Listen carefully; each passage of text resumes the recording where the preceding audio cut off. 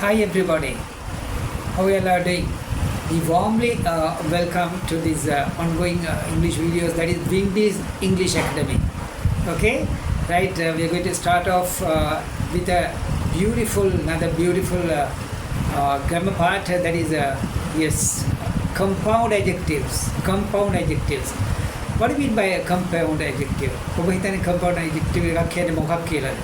Compound adjectives are formed consisting two parts and they are usually separated with a hyphen.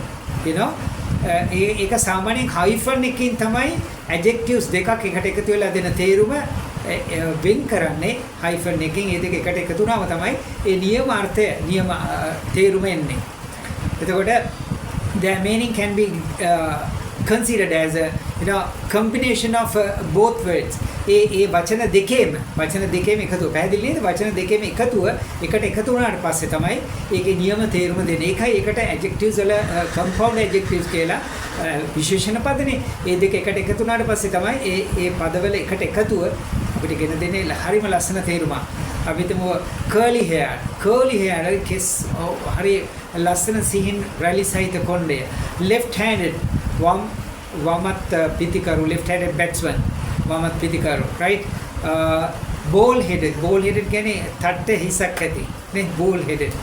okay? sunburned කියන්නේ අවුවෙන් පිච්චුන. very well dressed compound adjective එකක්. very well dressed කියන්නේ හොඳින් ඇඳ පැළඳගත්, right? roughly grown beard කියන්නේ මේ ඉතාමත්ම තද විදිහට ඉතාමත්ම තදින් රැවුල වැවිලා තිබ්බයි කියන එක තමයි roughly grown beard කියන්නේ. then absent minded කියන්නේ ඉතාමත්ම absent minded කියන්නේ මහා අමතක වෙන සුළු. hot tempered කියන්නේ හරීම ඉක්මනින් තරහ යන. අපි යමු අපේ classic examples එකට අපි යමු. බලමු.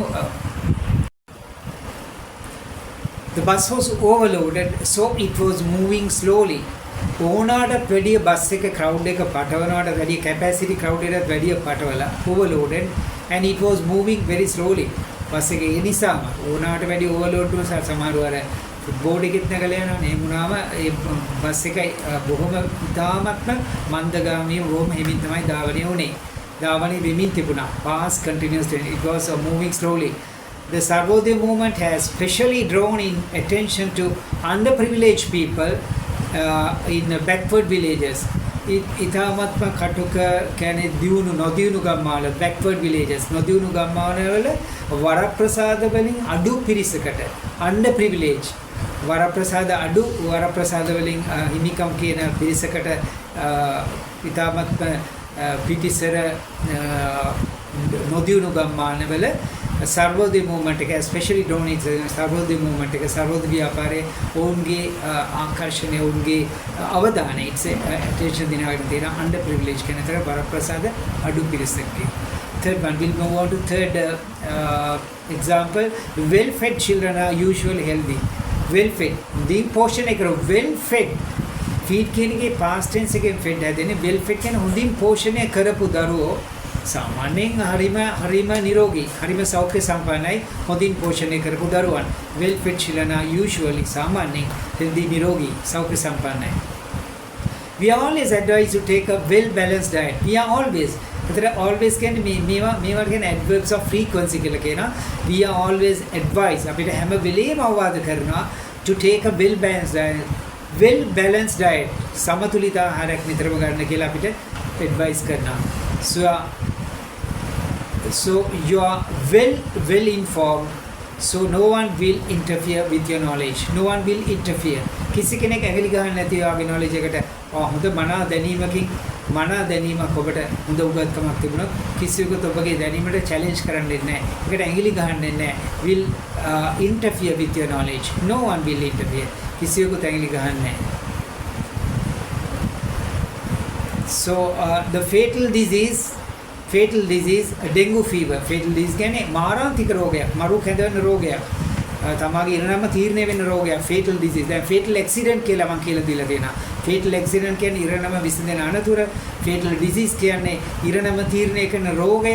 ඒක dengue fever, dengue උණ has been widespread. පුළුල්ව පැතිරලා තියෙනවා. is in most parts of the island now. විශේෂයෙන් අද ලංකාව අපේ දිවයිනේ දැනට ඉතාමත්ම පුළුල්ව පැතිරලා තියෙනවා dengue fever. ඒ කියන්නේ තමාට මාරාන්තික රෝගයක් වන dengue fever. ඒතර මොකද ඒකෙන් කියන්නේ අපි fatal disease කියන්නේ මරණය කැඳවන තමාගේ ඉරණම විසඳෙන රෝගය. fatal accident කියන්නේ මරණය තීරණය කරන තමාගේ ඉරණම විසඳෙන අනතුර. ලස්සනයි fatal. The old man accuses කියන්නේ මේ චෝදනා කරනවා. වැරදි කියනවා. වරදට තමාට හරියට චෝදනා කරන accuses that the gang of ill-bred guys often teasing. Right. What do you mean by that? Old man accuses. ඒ වයසක මිනිසයා චෝදනා කරනවා that the gang of ill-bred boys කියන්නේ නැහැදිච්ච කොල්ලෝ often teasing. ඔට නිතරම ටීස් කරනවා කියන්නේ අපි කරන්නේ නොකල යුතු දෙයක්. සමහර ටීස් කරන සරදමට ලක් කරනවා. ඌ කියනවා ළඟට යනකොට ගලකින් ගහන දැන් කෝච්චි වල දැන් මේ මූවිං වෙහිකල් එක සමහරලාට ගල් කැට වලින් ගහනවා. එක්ක වෙන මොන හරි කොලයක් මොන හරි දෙයකින් කොල ගුලියකින් ගහලා දානවා ටීස් කරනවා. මේ ටීස් කරන එකෙන් වෙන්නේ ඒගොල්ලන්ගේ හිත රිදෙනවා. We must never do such kind of things. Teasing is it's very bad, you know. But they are doing with a very bad intention. ඒක කරන්නේ නරක චේතනාවෙන් ටීස් කරන්න එපා. ටීස් කරනවා කියන්නේ සරදම් කරනවා. එතකොට all you know but they are doing with a very bad intention. ඒක කරන්නේ නරක චේතනාවෙන් ටීස් කරන්න එපා. ටීස් කරනවා කියන්නේ සරදම් කරනවා. එතකොට old man accuses old man එයා වයස්ක මිනිසයා නිතරම චෝදනා කරනවා that the gang of ill-bred කියන්නේ well-bred එකේ පාසෙ well-bred boys කියන්නේ හොඳට හැදිච්ච ළමයි. එහෙනම් ill-bred කියන්නේ well-bred එකේ opposite එක. ill-bred කියන්නේ නැහැදිච්ච ළමයි. හරියට යාට නිතරම වගේ ඔහුට සමාජශාස්ත්‍ර කරනවා සරදම් කරනවා කියලා. Sri Lanka tea is very well recognized in most countries because of its high quality. ඒකේ උසස්ම තත්ත්වය අනුව සුපිරි තත්ත්වය නිසා මක්නිසාද සුපිරි තත්ත්වය නිසා because කියන්නේ මක්නිසාද මුගක් රටවල් ශ්‍රී ලංකාවේ තේ ලෝකේ දැන හඳුනාගත්ත ටී බවට පත්වන ලෝකේ ඉතාමත්ම පිළිගත් ප්‍රසාදයේ දනවන සුළු කවුරුත් පිළිගත් හඳුනාගත්ත ටී එක තමයි ලංකාවේ T. So obesity is caused by being overfed. overfed කියන්නේ ඒකත් නරකයි. well fed කියන්නේ හොඳින් පෝෂණය කරනවා. overfed කියන්නේත් well fed කියන එකටත් වැඩිය භයානක දෙයක්. ඒ කියන්නේ අධිපෝෂණය තමයි තරබාරුකමට මහත් වීමට obesity කියන්නේ තරබාරුව මහත් වීමට දැඩිසේ මහත් වීමට cost එකට හේතු වෙන්නේ. Right, we'll move on to the next example. The children were heartbroken no sooner they heard about the demise of their teacher. Demise කියන්නේ වියෝව. තාගේ ටීචර්ගේ වියෝව නැතිවීම no sooner they heard about the demise of the teacher. as soon as ඔහුගේ ටීචර්ගේ ඔහුගේ ගුරුවරයාගේ වියෝව children were heartbroken. ළමයිගේ හදවත දෙදරලා ගියා. ඒක දරා ගන්න බැරි හදවත දෙදරා යන හදවත දැඩිසේ කම්පාවන නිවුස් එකක් බවට පත්වනවා. no sooner කියන්නේ සැනින්ම ඒ තමාගේ ටීචර්ට තමාගේ ටීචර්ගේ වියෝව සැලවූ සැනින්ම ඔවුන්ගේ heart එක කැඩී ගියා වගේ කියන්නේ හදවත කම්පණයටපත් වුණා. The most people prefer leather soled shoes. leather sole බලන්න ඒක ලස්සනේ leather වලින් සාදන ලද sole එක පිටපතුල අඩිය leather වලින් සාදන ලද shoes වලට හුඟක් මිනිස්සු හරි ප්‍රියයි. The government tries to promote the standards of education among informed children. Government එක මොනවාද රජය උත්සාහ කරනවා ප්‍රොමෝට් කරන්න. ඒ කියන්නේ දියුණු කරන්න education එක අධ්‍යාපන තත්ත්වය standard of education among informed children අතර informed children කියන්නේ නූගත් ළමයි අතර උත්සාහ කරනවා government එක ප්‍රොමෝට් කරන්න ඉහළ නංවන්න මේ අධ්‍යාපනික තත්ත්වය. They brought a number of electronic appliances from the duty free shops at the airport. එකත් compound adjective එකක්. They bought a number of electric appliances. Bought කියන්නේ buy එකේ past tense එක. ඕන් මිලදී ගත්තා electric appliances බොහොමයක් duty free shopping. ඒ කියන්නේ තීරුබදු රහිත සාප්පු වලින් ගුවන් තොටුපළේ duty free shops ගොඩක් තියෙනවා. ඒකෙන් ගත්තා electrical appliances ගොඩක් සෑහෙන ප්‍රමාණයක්. They bought number of electrical appliances. Most items are sold interest free under higher purchase system.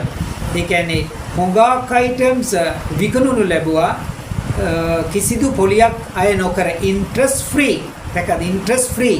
ඒ කියන්නේ පොලියක් අය නොකර interest free under the purchase system. ඒ කියන්නේ under the higher purchase system. ඒ කියන්නේ මිලදී ගැනීමේ ක්‍රමය මත මුදල් ගෙවා මිලදී ගැනීමේ ක්‍රමය මත interest free එකක් හුඟක් items විකුණුණු ලැබුවා. are sold. that the passive form එකේ අරන් තියෙන්නේ most items are sold.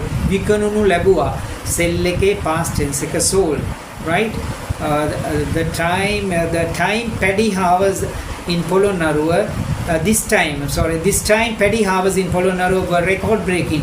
වාර්තා බිඳහෙළු ආදායමක් අස්වැන්නක් ලැබුවා පොළොන්නරුවේ මේ සැරේ. වී අස්වැන්න මෙදා සැරේ පොළොන්නරුවේ were heartbreaking. වාර්තා බිඳහෙළු ලැබුවා, right? She told me a heartbreaking story. Like a heartbreaking story. ඒ කියන්නේ හදවත කම්පා කරන හදවත කඩා වැටෙන කතාවක්. ඇය මට කිව්වා හදවත කඩා වැටෙන heartbreaking. In the dry zone mostly flat roofed houses are found.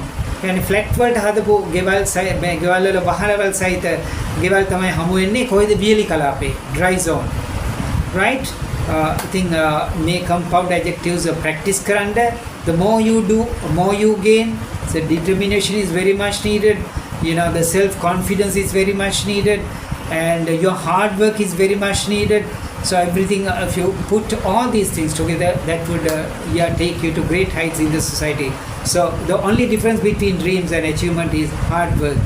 Only difference between dreams and achievements. ඒ කියන්නේ සිහිනයි තමාගේ සාර්ථකත්වයේ ලබා ගැනීමයි අතර තියෙන්නේ එකම වෙනස. ඒ දෙක අතර තියෙන වෙනස dream එකක් වෙලා හැමදාම තියෙයි hard work නැති වුණොත්. dream එක achievement එකක් වෙන්නේ hard work වුණොත්. So dream එක hard work එකක් වෙන්න තාමත්ම මහන්සි වෙන්න ඕනේ. dream එක කියලා hard work එකක් නැත්නම් ඒක කවදාකවත් achievement එකක් වෙන්නේ නැහැ. So the winners are ordinary people with extraordinary hearts. Winners are ordinary people. ඒවා සාමාන්‍ය ජයග්‍රාහකයෝ වෙන සාමාන්‍ය මිනිසුන්. හැබැයි ඒගොල්ලන්ට තිබුණා අසාමාන්‍ය හදවතක්. අසාමාන්‍ය හදවතක් ඇති ordinary මිනිස්සු තමයි extraordinary මිනිස්සු වෙන්නේ. ඒතර extraordinary heart එකක් තමයි තියෙනවා. අසාමාන්‍ය හදවත ඔයාලව දැනකට ගියේ. So a very long journey begins with one step. එක පියවරකින් පටන් ගන්න. ඒකින්ද ඔගොල්ලෝ yes, thank you very much for giving me a patient hearing and do some hard work. So with a lot of practice, constant practice, that would take you to great heights in the society. Again, I am telling